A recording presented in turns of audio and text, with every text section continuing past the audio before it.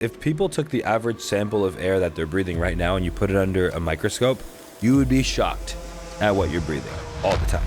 Today's episode is with Mike Feldstein, the founder of Jaspr, and the entire episode is going to be based upon air quality. Indoor air is 5 to 10 times dirtier than outdoor air. Well, who thinks that their apartment, for example, or their home is filled with toxic air? You can't see it. I think personally, the reason that we pay no attention to air is because how core it is to our existence and survival. I wanted to bring Mike on here to really deconstruct what air quality is, from bad air quality, what it does to our body, how we can minimize our exposure to toxic air, and what filtering air actually looks like. Everything in a home was manufactured in a factory, wrapped up, and then it's in your place to off-gas. So whether that's the carpets, the fire retardants in your furniture, the paints, so those chemicals are coming out of everything, and then we trap it inside. You're scaring the hell out of me right now. You breathe 17,000 times a day, almost 20,000 liters of air per day. There's so much intake and input that you have no awareness of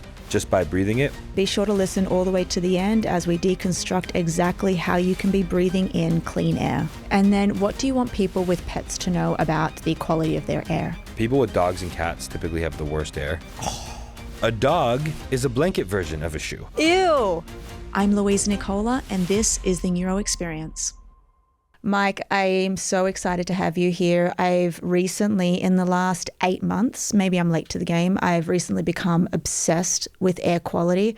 I have 2 Jaspers set up in my New York City apartment and also in my LA apartment. And I want to start by understanding a bit about your background, because air quality is not something that people are really thinking about. I think it's growing now, but we're more interested in what supplements to take, our hair, maybe what exercises to do, but no one's really thinking about the quality of the air that they're breathing. So before we get into that, why don't you tell us a bit about your background? So my background was wildfire restoration, flood, hurricane cleanup, and huge toxic mold remediations. So not like little kitchen bathroom stuff, but hotels, apartment buildings, homes too, but usually only after catastrophe. So LA, California wildfires, Hurricane Harvey in Houston, wherever there was the largest disaster in North America, we would be there to restore and rebuild, and got to see very firsthand how sick people were. You know, you see all the fires and the devastation on the news, but you don't see the actual people who are suffering. Like, everybody who has any health issues is wildly exasperated, whether it's your asthma or your allergies, or you know, people are using their puffers more, their autoimmune stuff flares up. Like, everything got worse. And I got to know a lot of doctors after disasters, and they'd be at like 50x the capacity. Doctors are just rammed after floods, fires, hurricanes, and things like that. People get really sick. And when we would clean up after disasters, we would use these machines called air scrubbers, huge industrial air filters that were really effective, but they were really ugly and really loud. And a lot of times people would, if it wasn't in a disaster situation, they were too ugly and too loud for practical use. So sort of my journey was disaster remediation. And then I had this big aha moment, because when we would clean a home, you'd clean 2 things, surfaces and air. And that's how you're supposed to clean, surface and air. And so many people are focusing only on the surface and they're missing air. And I came home after a disaster in Alberta, Canada, and I brought 2 air scrubbers home, put them in my basement, and everybody who'd come in our home would be like, whoa, it would be like mountain fresh air. They could feel it instantly. Interesting. But it was loud and ugly. Yeah. So not wife approved. She's like, I know that's super good, but why does it have to be so loud and so ugly? So I kind of set out on a 4-year journey to create the world's first air scrubber that was beautiful and quiet. Because if it's not aesthetic and quiet, it doesn't matter how much it cleans the air. It all of a sudden is giving you noise pollution or light pollution. It was cleaning the air, but creating new problems. So I like addition by subtraction. So keep it minimalistic. But yeah, my journey was testing air and cleaning up after toxic situations. And now I realized I could be a lot more impactful and effective having a product that could help, you know, educate. And it was very clear that air wasn't just bad after natural disasters. When I started testing air in normal environments, I was pretty shocked at how bad the air was indoors almost everywhere. And then Now here we are. You're describing yourself as an air quality expert, right? And you've just said that air quality, it doesn't matter if there's been a massive fire or there's toxic air just where we are. I've heard you say before that air is filtered through trees. Yeah, and indoor air is 5 to 10 times dirtier than outdoor air. Like, I want to talk about what exactly is toxic air and what are some of the symptoms. And to me, it's like, why aren't we even paying attention? How did this go unseen, unfelt for so long? Who thinks that their apartment, for example, or their home is filled with toxic air? You can't see it. I mean, not that long ago, 15, 20 years ago, tap water was the water that we would drink. Tap water was normal. Drinking from the hose was normal. Now, filtered water, bottled water. Now we're even beyond bottled water. Now we're actually concerned with the microplastics in that filtered bottled water. So the water awareness is like about 20 years ahead of air awareness. But it wasn't always like that. Tap water was just the normal water growing up. And now we look back, we're like, whoa, that plastic hose tasted kind of plasticky. What was in our pipes? So we weren't thinking, is our water making us sick? But societally, we kind of got there. And even though you don't drink a cup of water and instantly feel sick, but now you can taste the difference. And that's the big thing. With air, we're so good at adapting to the environment that even if you go to someone's house, you walk in and it smells like cooking or a wet dog, within 5 minutes, you typically don't notice it anymore.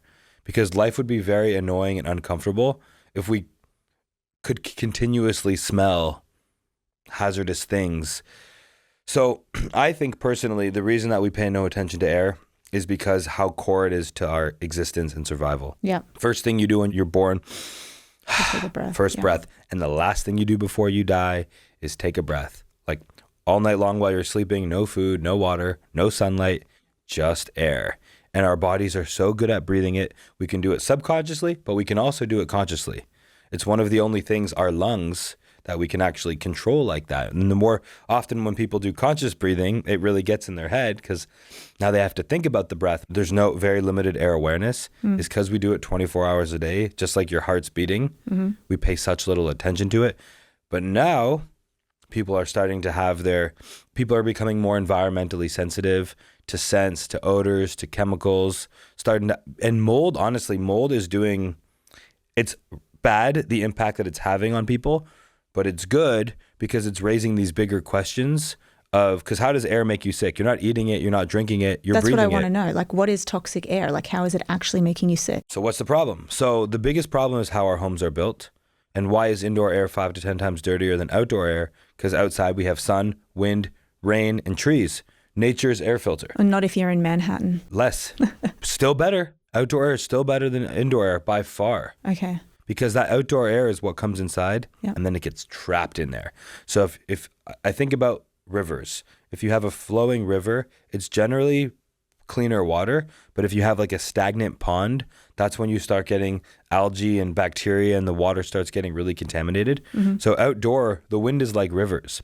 Then when you come inside, it's like a stagnant pond where there's very little airflow. So there's no sun, there's no wind, there's no trees. We completely left the nature outside. Our indoor environments are really just designed for energy efficiency and thermal comfort. So they're just not a healthy way to live. And then look at all the materials. Like everything in a home was manufactured in a factory, wrapped up, and then it's in your place to off gas. So whether that's the carpets, the fire retardants in your furniture, the paints, VOCs are volatile organic compounds. So those chemicals are coming out of everything. Even babies' pajamas are often sprayed in fire retardants now. What? There's chemicals in everything.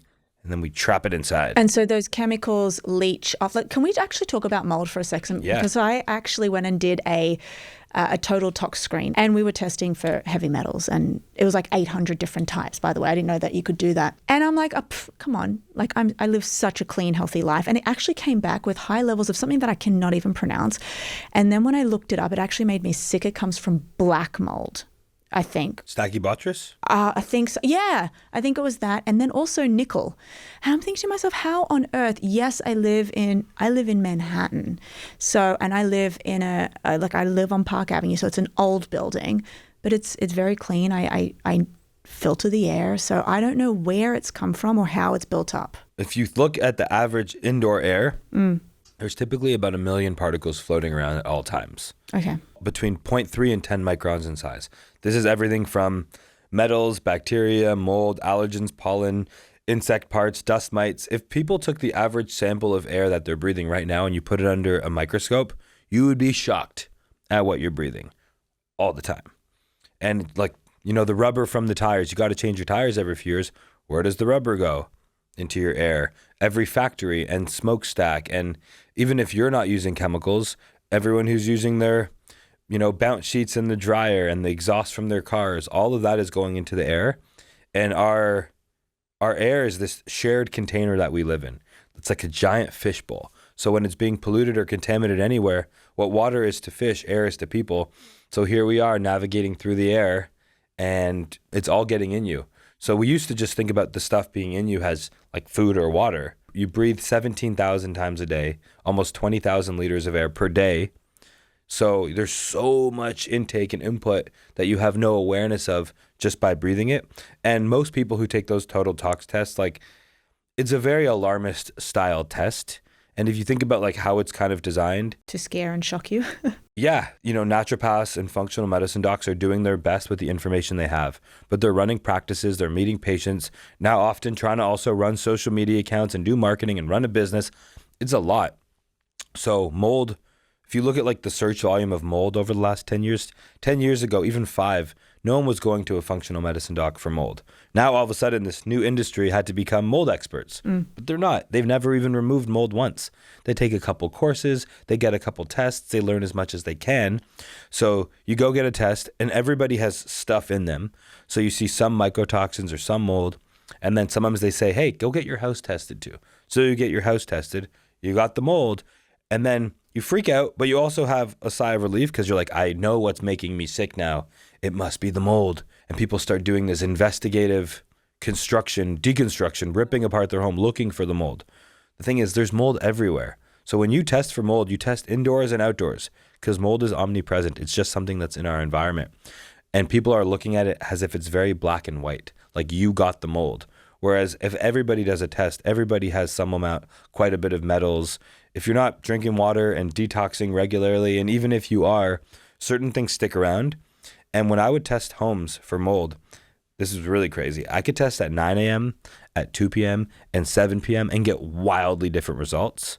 So when you're going in and getting a test, a spot check, it's very unlikely that it's accurate. Mm-hmm.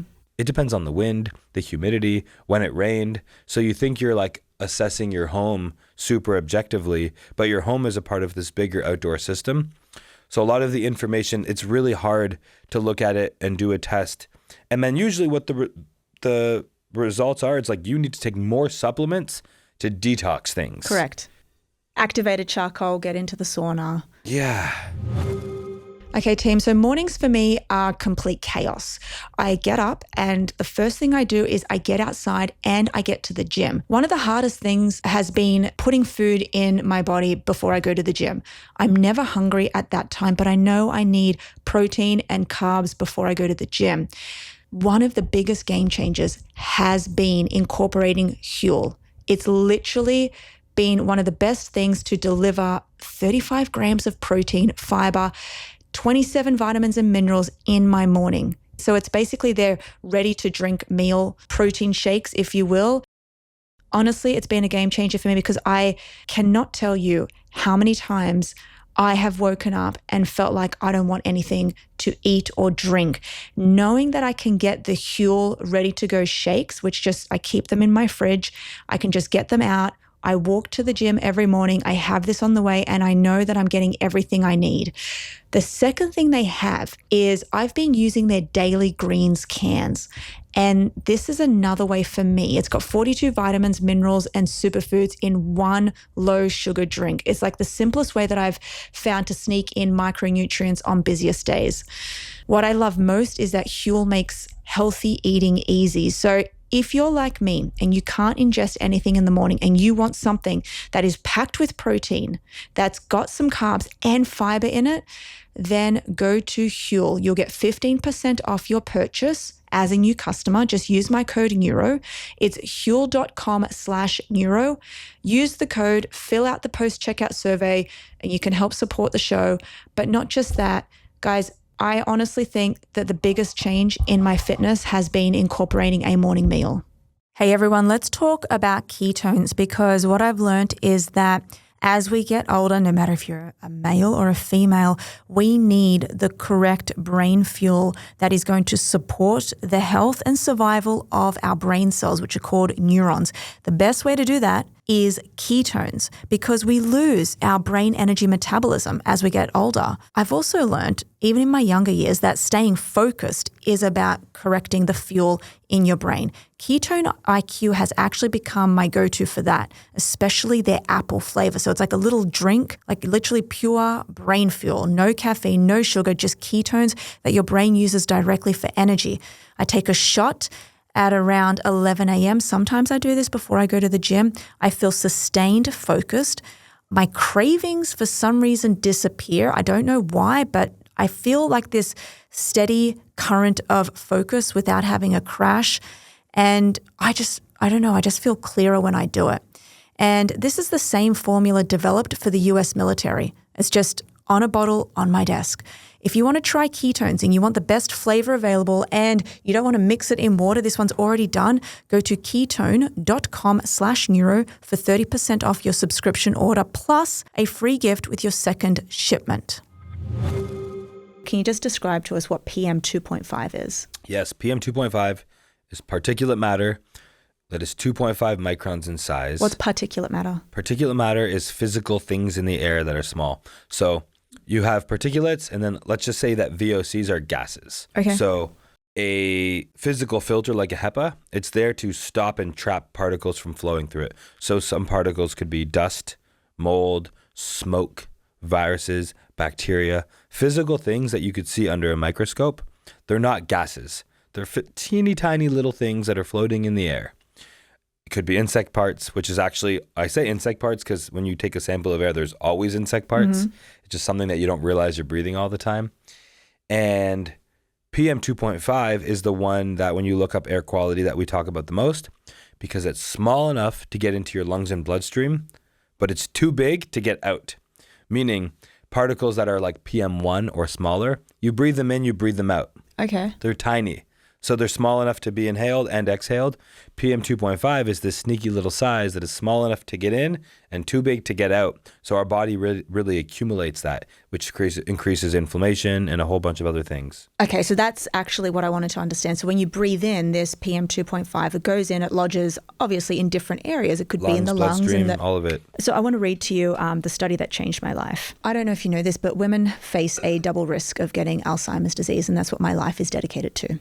Really solving the Alzheimer's disease crisis. So 2 out of 3 cases of Alzheimer's disease is female. I know for a fact now that air pollution actually is on the top of that risk and accelerates cognitive decline. So this study was printed in August of 2023 in the US. It's titled Comparison to Particulate Air Pollution from Different Emission Sources and Incident of Dementia Rates in the United States. Get this. They followed 28,000 people aged 50 plus years for 10 years. They estimated a long-term exposure to PM 2.5 at each participant's residential address.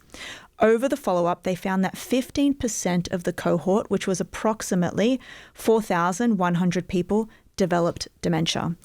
They found that higher exposure to PM 2.5 increases dementia diagnosis.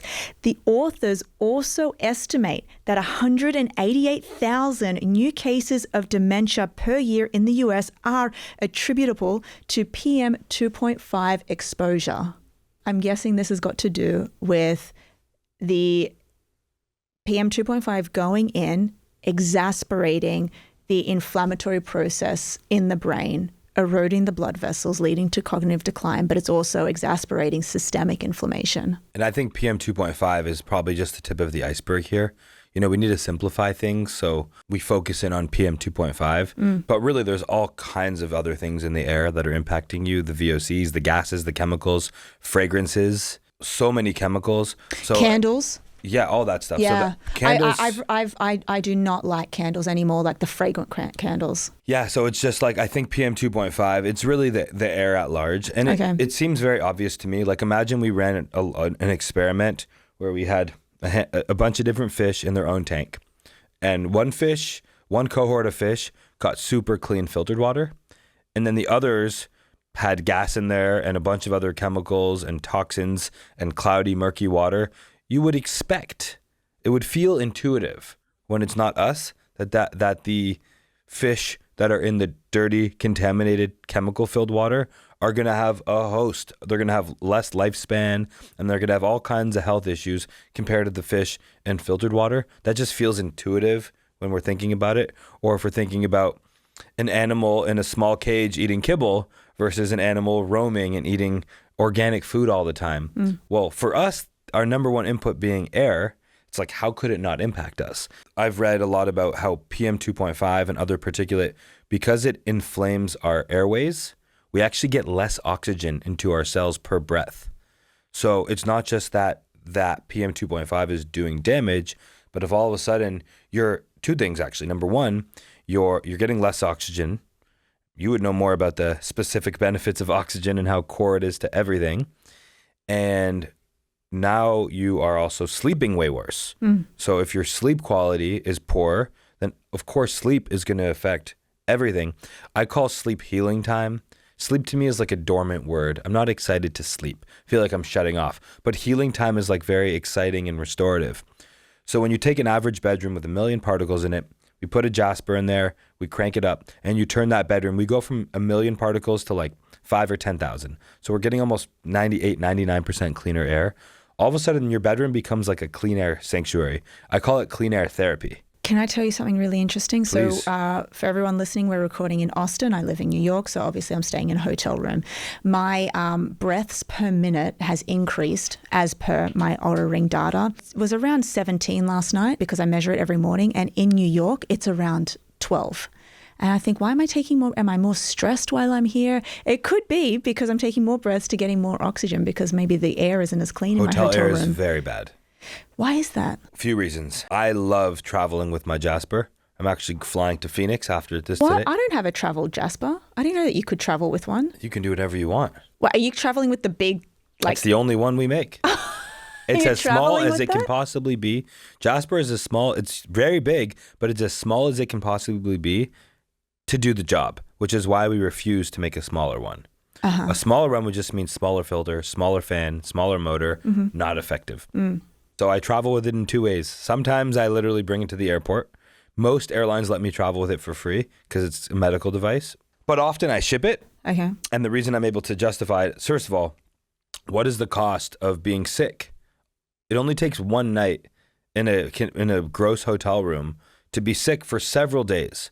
So I'm paying a ton for the hotel room to typically be breathing horrible air. So they use a lot of toxic chemicals in the hotel room. They use very harsh cleaning products. And hotel rooms don't breathe at all. The whole building is designed for energy efficiency to keep costs down. Typically what they do is when the guest checks out, they turn off the air conditioner. So there's no airflow. It's very stagnant. It's very hot. In fact, in places like Miami, really humid places, it's the dumbest thing ever. Penny wise, pound foolish. So what happens is they turn off their HVAC systems in between guests. It's like where they ask, you have to put the room key in to like have the air con and the lights on.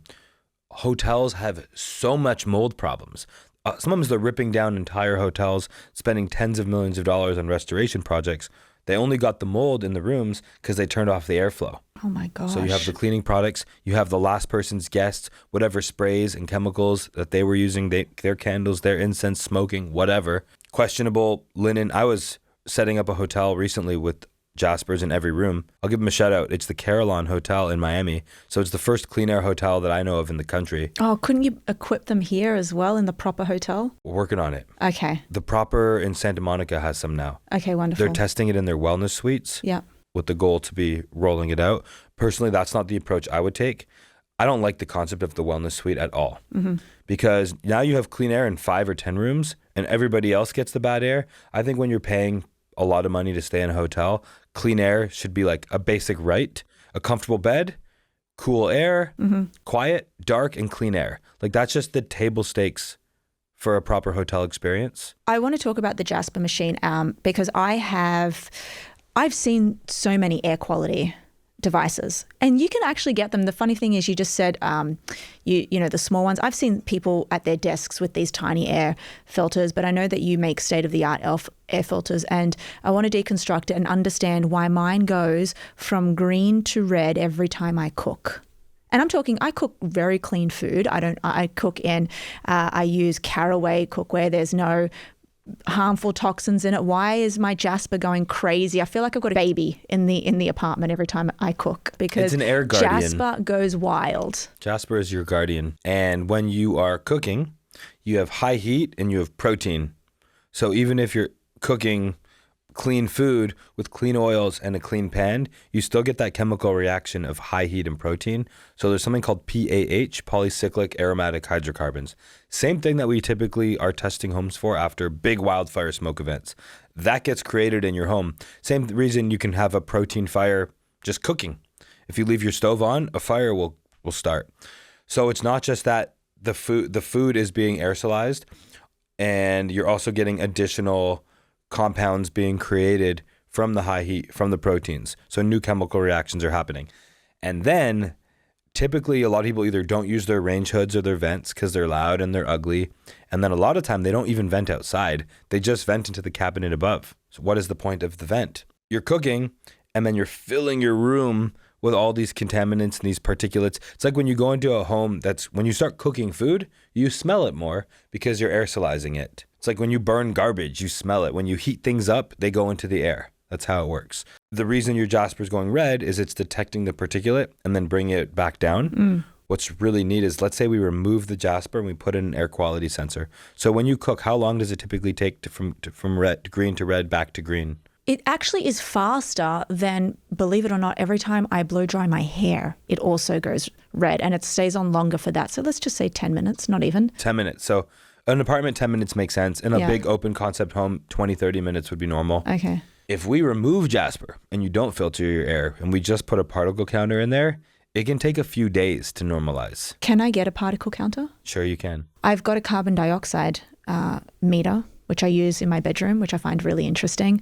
But I haven't got that one that you just mentioned. Yeah, you can. So basically it has a sensor much like Jaspr does, but it's a dedicated one. You can put it in your, but cool thing is you can go on the app and get your historical data over the past month.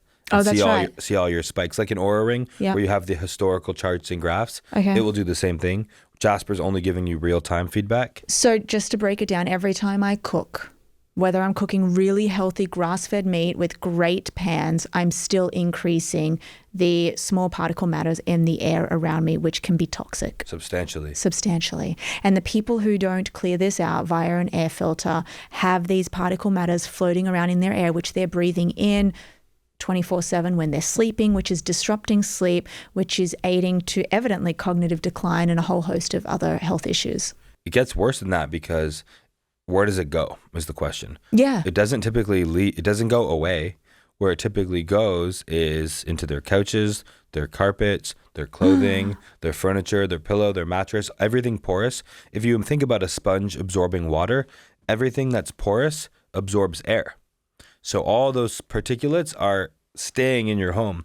That's why when you typically clean a carpet, the water comes out black. It looks clean to your eye, but when you actually extract it and clean it, it's quite dirty. So cooking inside, if you're not opening your windows, having really good ventilation, or scrubbing the air, then you're really polluting your indoor environment. All right, team, we really need to talk about the toxins in our life. PFAS, Teflon, all of these hidden chemicals that can get into the bloodstream and get into various organs in the body, including the brain. You guys know that I spend a lot of time in the kitchen because I cook every single night. Well, I go out maybe once a week. I have always been religious about cooking in non-toxic cookware. That's why I use Caraway. Their cookware is completely non-toxic. No PFAS, no Teflon, none of the hidden chemicals that can leach into your food. I use their saute pan almost every night. It cooks evenly, it cleans up in seconds, and it feels intentional. It's the kind of product that makes you slow down and actually enjoy being in the kitchen. If you haven't done a rehaul on your cooking products, make sure you do. And with the holidays coming up fast, fast, you're probably going to want to upgrade your cookware or maybe gift something meaningful. And if that's you, you can go to caraway.com/neuro to get 20% off your next purchase. Non-toxic cookware, made modern, and keeps you healthy. caraway.com/neuro for 20% off. Guys, I think a lot about energy. Brain energy, I think about metabolism, I think about mitochondria, not just the day-to-day kind, but like cellular energy. And Timeline's MitoPure helps recharge that energy because it helps recharge your mitochondria, which is basically your body's batteries. And MitoPure, especially their gummies, have a clinically proven compound in them called urolithin A, and this supports muscle strength and endurance as we age. I love the gummies because it feels like I'm having a sweet treat, but they're actually good for you. And when I take these, I've noticed my recovery improving and my focus lasting longer through long workouts. And I don't get that DOMS, delayed muscle onset, as much as what I used to. This is not hype. It's backed by published studies in Nature Metabolism and Cell Reports. That's why it's become part of my longevity stack. If you aren't taking urolithin A, you don't know what it is, and you don't know anything about Timeline, I have to tell you, get on board. Go to timeline.com/neuro for 20% off. Your cells will thank you, and you can do the research yourself. How come my Jaspr is never on 0? Well, because in order for it to be in 0, we'd have to have like a surgical clean room with nothing in the air. Because there's always new stuff coming in from outside. Under 10 is great. As I mentioned, I've got one in the bedroom. I've got one outside in the living room, and it's an apartment. What setting is the bedroom one on? Do you keep it on smart mode? Or do you turn it up? I don't keep it on smart mode. I put it on number 1, speed. Do you like silence when you sleep? I'm a city girl. I'm used to noise. Okay, I'm glad we're talking. I like white noise. I put it on 2, actually. You should use 3. 3, okay. Yeah. 3 is where the life-changing, undeniable stuff happens. What happens in 3? So fan speed 1 is probably going to make your air 3 to 5 times cleaner. Fan speed 2, 10 to 15 times cleaner. Fan speed 3 is when we're getting like 30 to 40 times cleaner. Like remarkably cleaner. It's really scrubbing at a high level. I love that word, scrubbing. Yeah. Scrubbing the air. That's why Jaspr is an air scrubber, not an air purifier. It doesn't purify the air. It scrubs. When I hear scrub, I hear clean. This is why. So scrubber and purifier are fundamentally the same.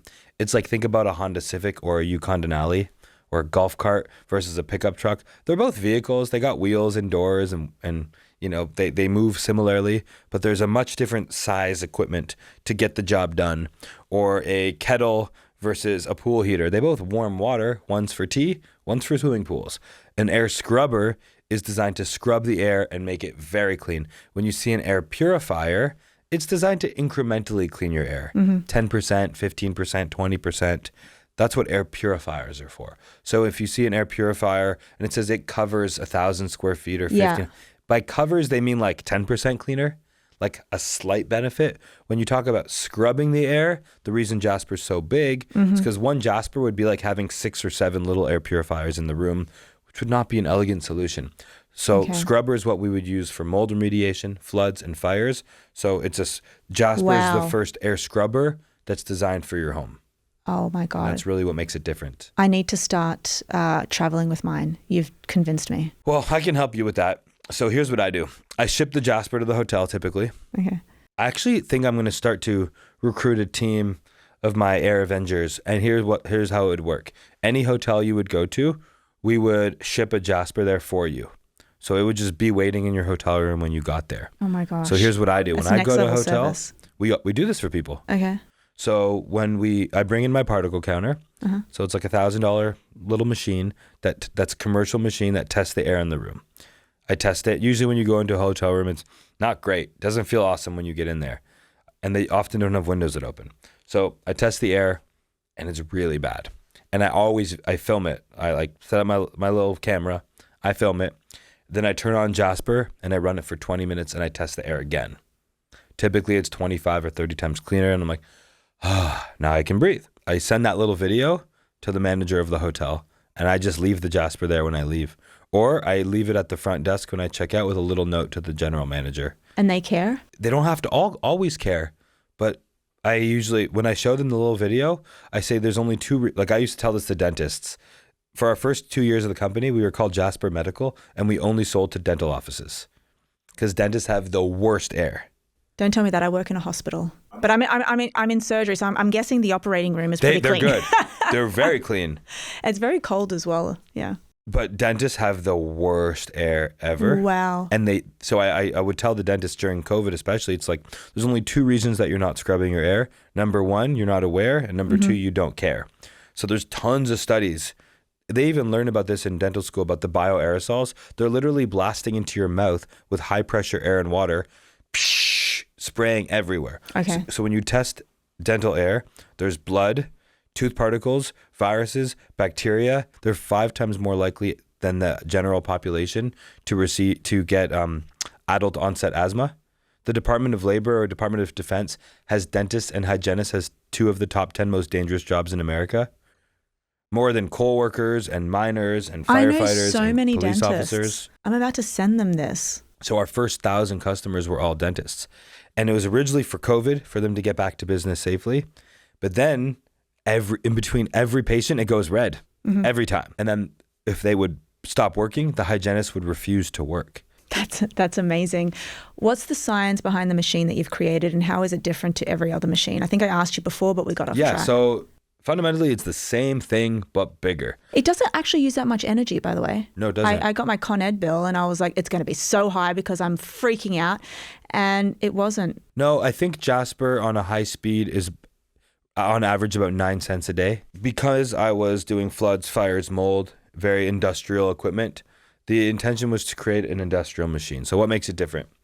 It had to be beautiful. If it wasn't pretty, nobody would use it. It really is pretty. I feel like I've got a human. I don't know where the word Jaspr came from, the name. Jaspr is a mountain in Canada near Banff, Alberta. Oh. I'm Canadian. It has some of the cleanest air in the world. That companies bottle the air and sell them in cans to China and India. To breathe? To breathe. Get a nice can of that clean mountain air. Oh, I love that. And it's just a beautiful mountain. And, you know, our logo literally is a tree in a mountain because trees are the original air purifier. Let's not get it twisted. Jaspr is not the ultimate solution. It's nature that's cleaning our air. And hopefully there's a world where we don't need machines to scrub our air anymore. But right now we do. It's a Band-Aid solution, and it's a necessary Band-Aid because of the way we've built our homes. So what's different? First and foremost, it's made from steel, not from plastic. So most air purifiers are made of cheap plastic, which now there's been a lot of tests that show, like, you can smell the plastic. It's just adding more microplastics into your air.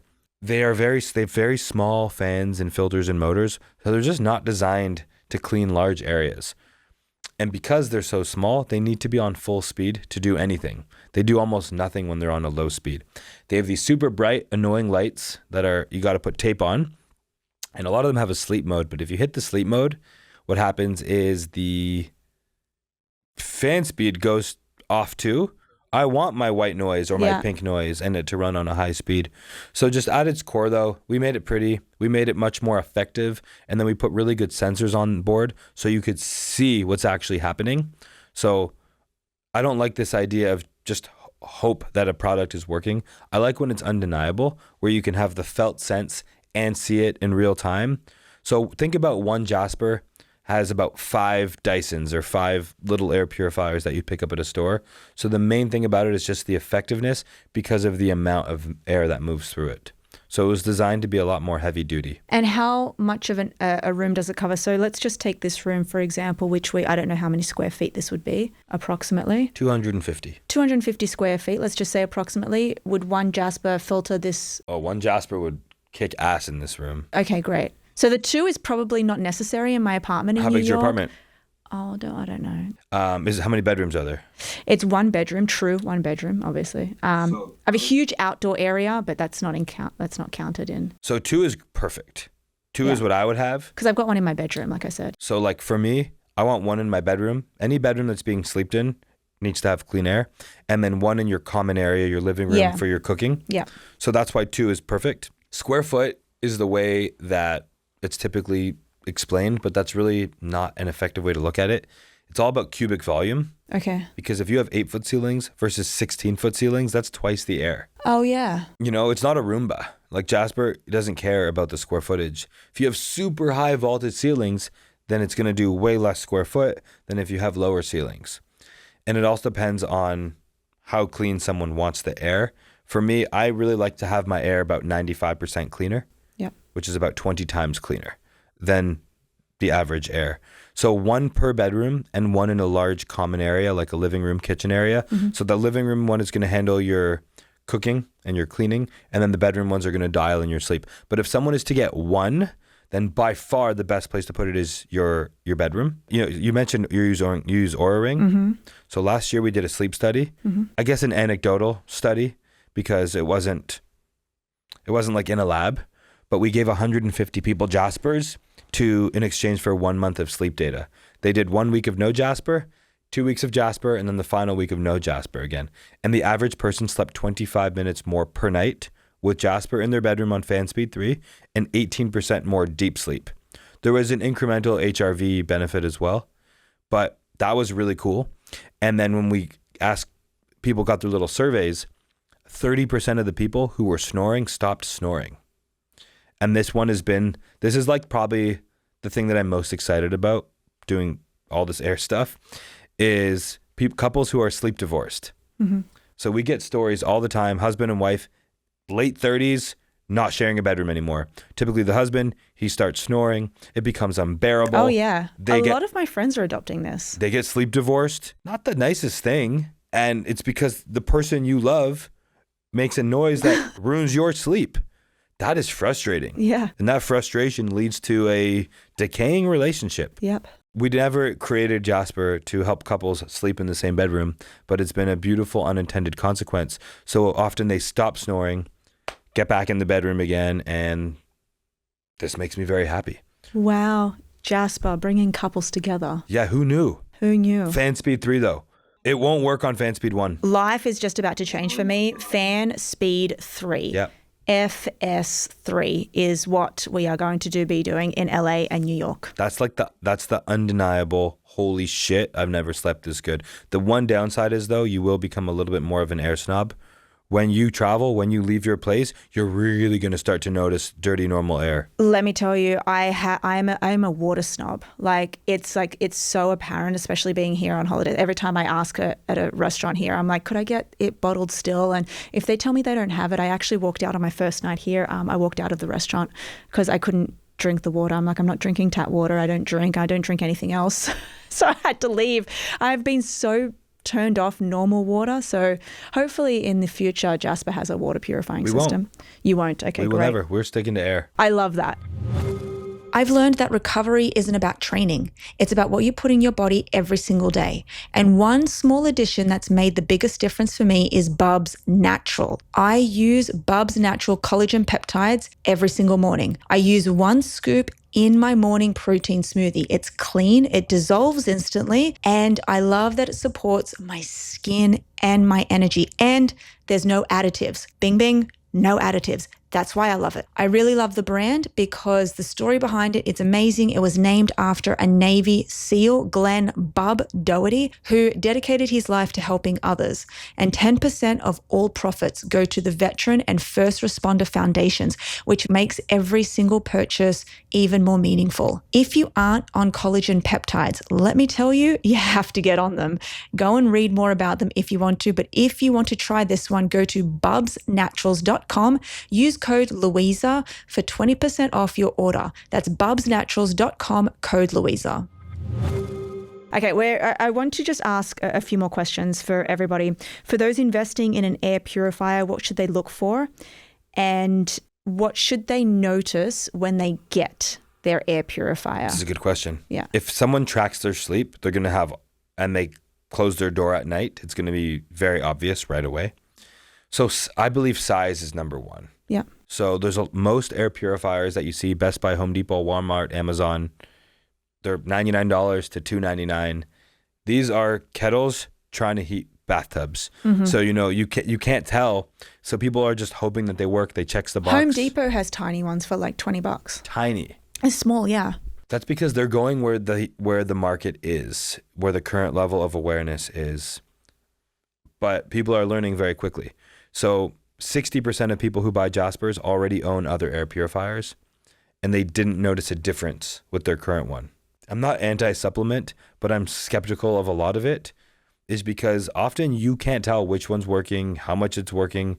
There's not often a felt sense, like you don't pop it in your mouth and feel it. Whereas like if you're dehydrated and you start drinking more water, it's like undeniable how good you feel.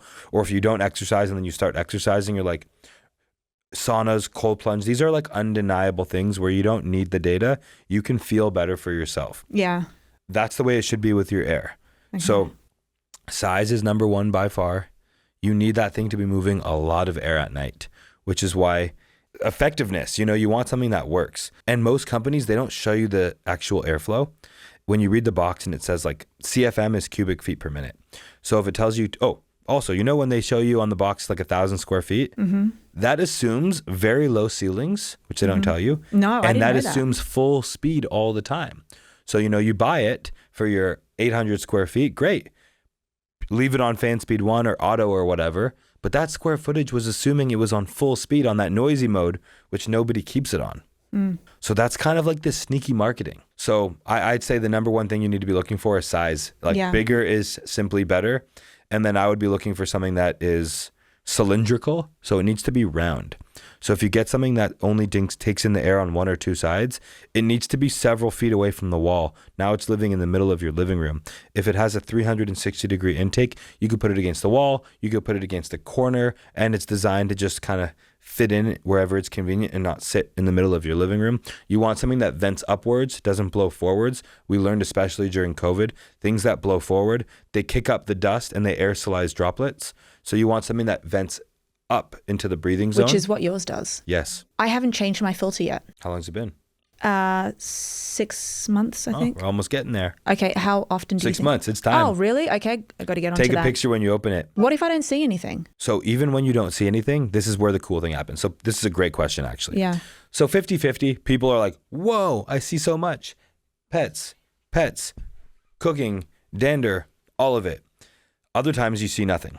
Well, no matter what, the carbon is gone after 6 months. It gets absorbed. So carbon, you can't even see. That's what handles the VOCs, the gases, the odor, things like that. So even when a filter looks pristine, when we check the airflow coming out of the top and we swap the filter, it typically double or triples the airflow immediately. And it's really neat. When you hold them up and we weigh them, the weight of the used filter is way heavier than the replacement. Oh, no way. Yeah, so even though you can't visibly see it with your eyes, that filter is deeply saturated. Shit. Okay, because I actually looked at mine. I'm like, oh, it's fine. I'm so clean in this apartment. So, okay, I'm going to do that. I want to bring up two things that I heard you speak about. People who own pets. Yeah. And also, you mentioned something really interesting about keeping the filter, the air cleaner on after a shower for quite a while. Or keeping the fan on. Exactly, the fan. Yeah. Okay. Bathroom fans, I think, just to rattle off a couple low-hanging fruit for people, the bathroom fan is one of them. Using your bathroom fan, exhaust fan, for like 2 hours after a shower is good practice. Think about how much water your towel can absorb. If it's just hanging up, all that moisture is going into your apartment, into your home. So that's going to create a lot more unnecessary moisture, which is going to increase your mold load. So you want your bathroom breathing, especially if that door is shut and you have trapped moisture and air. That's how you're going to get mold and mildew in your bathrooms. It's going to spread across your place. It's going to get into your ducts. It's going to make the fan contaminated. So you want to exhaust out all of that. Same way your range hood is to get that cooking gas and particulate out of your home. The bathroom fans are to get your shower products and the moisture out of your home as well. You want to vent these things outside and not trap them inside. And they sell timers. So you can go to Home Depot and pick up like a 2-hour timer. So when you get in the shower, hit the 2-hour timer and it'll automatically turn off. Or just leave it on until you realize it. You can't really run it too much. And then what do you want people with pets to know about the quality of their air? So yeah, people with dogs and cats typically have the worst air. Cats, another big deal is cats have the litter problem as well. So often, I used to think I was allergic to cats. Turned out I was actually just allergic to cat litter. If you look at the chemicals that it's in cat litter, it is not good. Ew. There's all kinds of harmful chemicals in cat litter.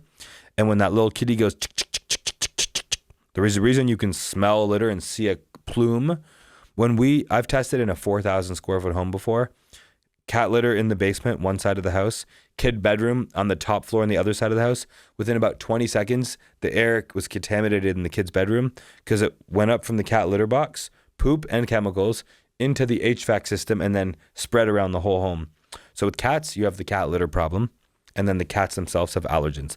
Dogs go outside, they roll around in the grass, they sniff other dogs' butts. Think about this. If 95, which this is a true stat, 95% of shoes tested have fecal matter on the bottom, which is a good reason to not wear your shoes indoors. I'm so strict on that. If anyone walks into my home with shoes on, you literally are like cut from my life. It's so insane just because I live in New York and I just see what's around. And so that's so interesting that you just said that. And then that's just the fecal matter. How about the glyphosate and the Roundup and the other chemicals and everything? You're scaring the hell out of me right now. Better to be aware than unaware. Ignorance is not always bliss. So that's what a shoe does. And that's like a hard surface. A dog is a blanket version of a shoe. Yeah, they're on beds, they're on couches. So if I said, I should actually do like a really funny ad going to New York City sometime and shoot this. But imagine taking a blanket and taking it outside and just dragging it behind you on the street and then rubbing it on some other dog's butts and rubbing it on some lawn sprayed with glyphosate and other chemicals. And then coming home and shaking it out in your bed and getting cozy with it. That would seem like a wild thing to do. Ugh. Yeah, ugh. And when you have a big shaggy dog, it's a big sponge going out into the world, absorbing all that stuff in its fur. And then you come into your bedroom, it cuddles up in your bed and you close the door. So I think if someone has a pet, I think already cleaning air is a non-negotiable if you care about your health, your sleep, your energy at all. If you have a pet, your air is, if the average indoor air is 5 to 10 times dirtier than outdoor air, pets double and triple that again. And that's even if they're not shedding. Okay. You've mortified me on today's episode. You've highly educated me and informed me, and you've inspired me now because I learned so much about what is actually like adding to toxic air. I just wanted to bring up one more point, which I just learned about. When you go to the gym, you know how when you do a squat and there's like that black thing that you throw the weights on? Apparently that in heat releases toxins. So have you ever done anything in a gym? A ton of gyms have Jaspers throughout the space. Really? You know, and it's a tough thing. Like my favorite gyms are typically outdoor gyms. I prefer to work out outside. Yep. But in an indoor gym, that there's trade-offs to our modern conveniences of the life that we like. So if you're living in an airtight, thermally comfort box and you want nice squishy floors and everything, there's a trade-off. But oftentimes it's worth it. I'd rather go to the gym, get my workout in, and breathe a little bit of rubber than not go to the gym. I get that. So you said earlier, so it's November and we are doing something really special on the podcast. Yeah, so November is Black Friday. Yeah. Last year at Black Friday, Jaspr was sold out for 4 months. So people who ordered in November weren't getting them until like February and March. Oh my God. And I'm so grateful for everybody who patiently waited. And thank you. This will probably happen again. Yeah. Today is Tuesday, November 4th. And I want to make a special early Black Friday offer for your community, because by the time real Black Friday comes around at the end of the month, we're already going to be way sold out. And then it's Christmas. Yeah. So anyone who has been thinking and wants to invest in their air and wants to try Jaspr, one other thing I'll tell you is we have a lifetime warranty. I didn't mention that. That's a big difference too. So if Jaspr ever breaks, and it does, we ship you a brand new one. You take the new one out of the box. You put the old one in the box. We give you a prepaid shipping label, and we send you UPS to your front door at your home or your apartment to pick it up. So none of this, where's your warranty? Where's your receipt? Go to FedEx, waste a day. Yeah. If your Jaspr breaks, that's our fault, and we have to make it right. So it's no dollar ever gets spent on service or support or anything. Like we need to put our money where our mouth is and stand by our product. That's also why we just make one thing. And for your listeners, code NEURO is $400 off. Oh my God, that's insane. And normally we limit it for a week or two. I'm just going to leave code NEURO up for the month, but we're going to be sold out by mid-November.